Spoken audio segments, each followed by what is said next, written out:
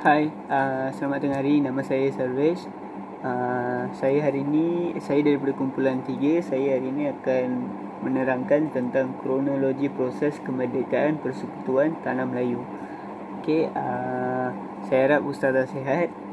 Okey, mari kita mulakan.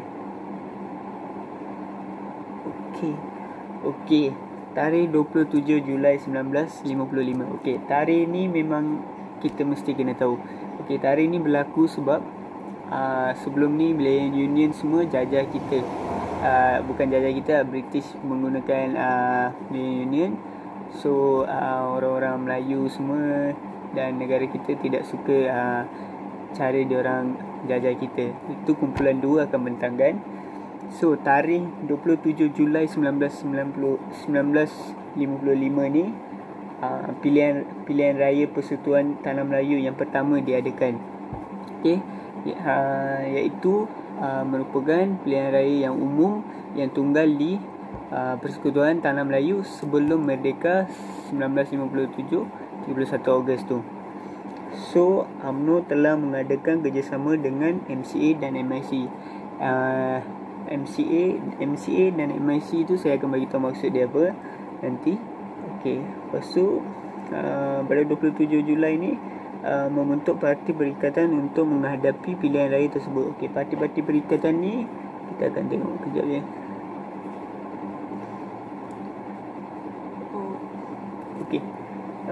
Okey, inilah parti-parti perikatan dia. Kita ada UMNO, kita ada MCA, kita ada MIC. Okey, maksud UMNO adalah United Malaysian National Organisation. Okey, MCA Malaysian Chinese Association. MIC adalah Malaysia Indian Congress. Okey, untuk UMNO pengasas dia adalah Dato' On Jaafar, dan untuk MCA Tan Cheng Lock. Untuk MIC John Chia TV dan Janka Adik Nahapan. Okey, inilah pengasas dia. Jadi kita akan bagi seterusnya sekejap ni. Okey, pada 10 Ogos 1995 Tunku Abdul Rahman membentuk kabinet pertama dianggotai oleh 6 wakil Melayu, 3 wakil Cina dan 2 wakil India. Okey, itu kabinet pertama yang berlaku pada 10 Ogos 1955. Okey, jadi kita akan tengok, ini tidak berapa penting. Okey, pada 18 Januari hingga 6 Februari 1956 rombongan merundingkan kemerdekaan Persekutuan Tanah Melayu di London diadakan. Okey, rombongan ni kita akan tengok kejap ya. Okey, rombongan kemerdekaan. Okey, rombongan kemerdekaan ni pun nama dia bukan datang secara dia ada mesyuarat baru datang nama dia. Okey. Pada 1956 memang Tunku Abdul Rahman telah bincang untuk mendapatkan kemerdekaan. Jadi sebagai Ketua Menteri, Tunku berunding dengan Raja-Raja Melayu dan Raja-Raja British untuk mendapatkan kemerdekaan. Okey. Melalui perundingan tersebut mereka bersetuju untuk mengadakan mesyuarat rasmi dengan British. Okey. Lepas itulah rombongan kemerdekaan ni dinamakan. Bila ada mesyuarat rasmi tu, baru rombongan kemerdekaan ni nama dia baru sampai. Nama dia baru diorang bincang lah untuk letak rombongan kemerdekaan ni. Lepas itu Tunku ke London untuk rombongan kemerdekaan ni. Okey, dia ada rombongan kemerdekaan tu ada 4 wakil parti perikatan tu dengan 4 wakil Raja-Raja Melayu. Okey, jadi di rombongan di London tu orang ramai telah sokong Tunku dan memberikan harapan tinggi kepada Tunku terhadap rombongannya. Itu saja. Jadi yang saya bagi tahu tadi ada 4 wakil parti perikatan. Wakil Raja-Raja Melayu ialah diorang ni, Tunku Abdul Rahman, Tun Dr. Ismail, Tun H. Ashley, Tun Abdul Rahman Razak. Dan Raja-Raja Melayu Datuk Panglima Bukit Liantan Abdul Aziz Othman, Datuk Muhammad Syed, Datuk Nik Ahmad Kamil. Saja dari saya. Terima kasih. Assalamualaikum warahmatullahi wabarakatuh dan selamat petang.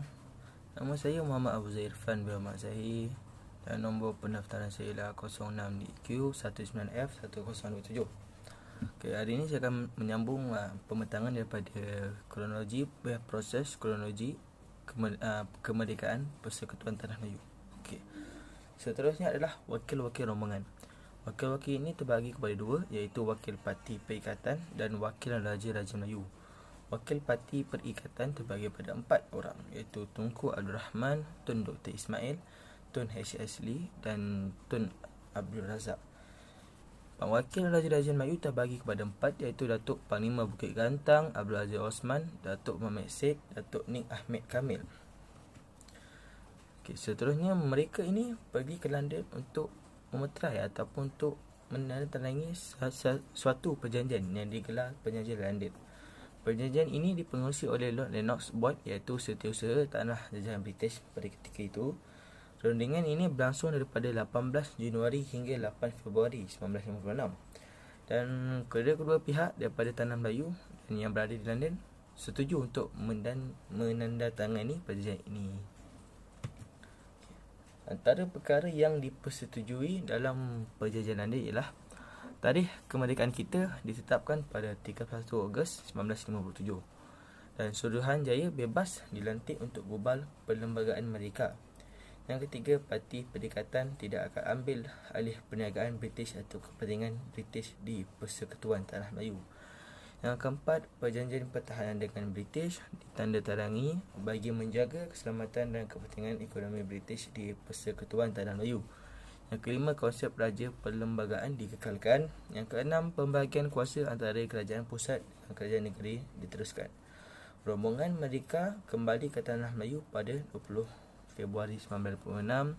Yang ketujuh, disambut meriah dalam perhimpunan besar di Padang Merdeka, Bandar Hilir Melaka dan lain-lain lagi lah. Seterusnya, pada 8 Februari 1956 telah menetapkan perjanjian tarikh kemerdekaan untuk Persekutuan Tanah Melayu. Seterusnya, pada 20 Februari 1956 Persekutuan Tanah Melayu mengisytiharkan kemerdekaan di Pahang Pahlawan Bandar Hilir Melaka. Itu saja. Sekian, terima kasih. Pada tarikh 21 Mac 1956, Suruhanjaya Reid telah dibentuk untuk mengkaji dan menggubal perlembagaan Persekutuan Tanah Melayu. Suruhanjaya Reid dibentuk pada bulan Mac 1951. Seterusnya, ia bertujuan untuk menyusun perlembagaan Tanah Melayu dan akhir sekali dipengerusikan oleh Lord William Reid. Anggota-anggota bagi Suruhanjaya Reid ialah Lord Reid, Sir Edward Jennings, Sir William Mackett, Tuan B. Malik dan Tuan Abdul Hamid.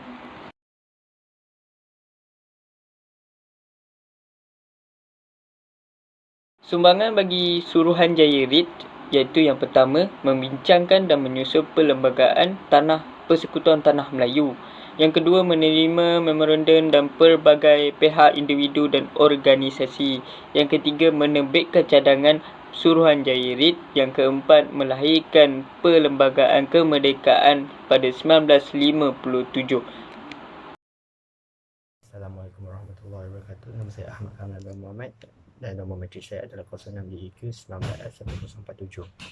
Pada 30 Ogos 1957, bendera Union Jack diturunkan di hadapan bangunan Sultan Abdul Samad.